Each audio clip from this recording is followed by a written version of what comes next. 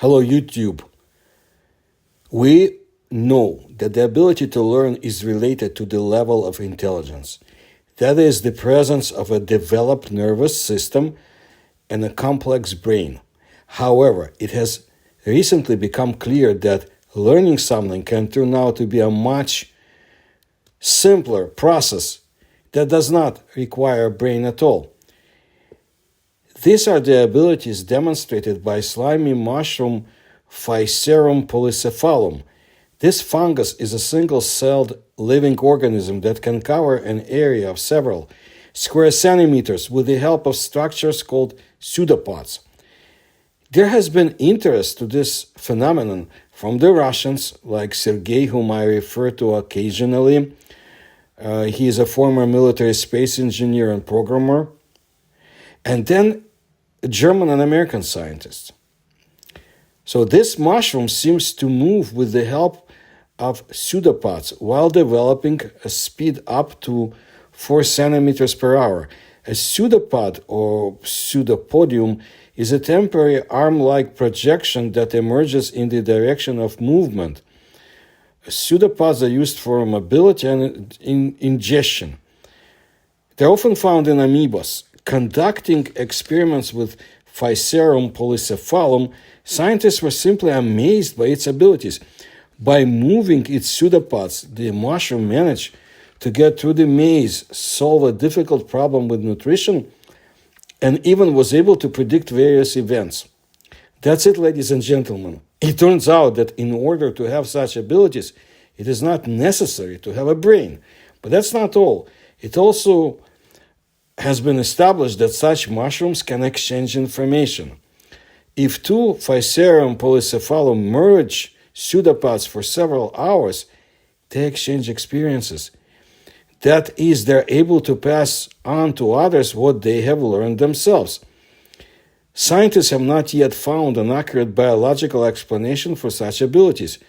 However, it is clear for sure that the mushroom Physarum polycephalum has shown that, firstly, mushrooms can have the ability to learn. Secondly, the mechanisms of such learning does not require the creation of complex nervous systems. And finally, thirdly, it turns out that you can learn even without a brain. Life is an amazing and multifaceted thing, and we still do not know what forms it can take and what mechanisms to use for its evolution. So, therefore, the first person who finds himself or herself on an alien planet near a distant star should not be surprised if he or she is met not by little green men with big ears, but by real mushrooms. That's according to Sergei. Let's see now what the Germans know. Like all slime molds, Physarum polycephalum has no brains or nervous system, yet it somehow remembers food sites for future reference.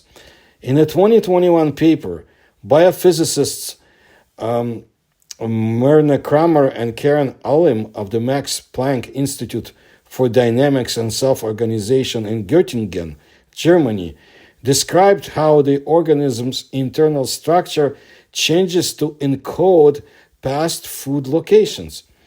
Although slime molds are extremely simple organisms, just a system of interlaced tubes, they can solve complex optimization problems, such as finding the shortest path or route to a maze. Pure stimulus response activity patterns, for instance, crawling towards increasing concentrations of certain molecules or avoiding harmful mechanical stimuli, cannot explain the extent of their skill. How they can take it in and retain information has long remained unclear. So in the study published in the USA in the Proceedings of the National Academy of Sciences, it reveals that when parts of Physarum polycephalum come in contact with a food source, they release a substance that softens the tube network's gel-like walls, making them widen for their inherent internal pressure. The slime mold moves by expanding along wider tubes and pruning narrower ones. So the enlarged tubes effectively record past food locations as they influence the organism's overall direction of growth even after the food is gone. The researchers do not yet know what the softening substance is, but by modeling changes in tube diameters, they found it is likely a soluble material that spreads by flow and diffusion. The team suggests this mechanism could also be common in other living flow networks, such as vertebrate vascular systems. Alim and Kramer have pinned down nicely a mechanobiological mechanism for slime mold behavior implementing something like memory, according to University of Bremen physicist Hans-Günther Dobereiner, who was not involved in the study. Future research into the slime mold's ability to carry out complex tasks, according to him, will require an examination of molecular signaling, material properties, and flow patterns of the cellular fluid regulating its behavior. New Jersey Institute of Technology biologist Simon Garnier, who was also not involved in the study, added that this work builds on prior investigations of how this organism encodes past experiences. The researchers' model provides a nice mechanistic explanation for how slime mold achieves this feat, according to him. It could lead to improved network optimization and routing algorithm, Garnier added, similar to those inspired by ant colonies.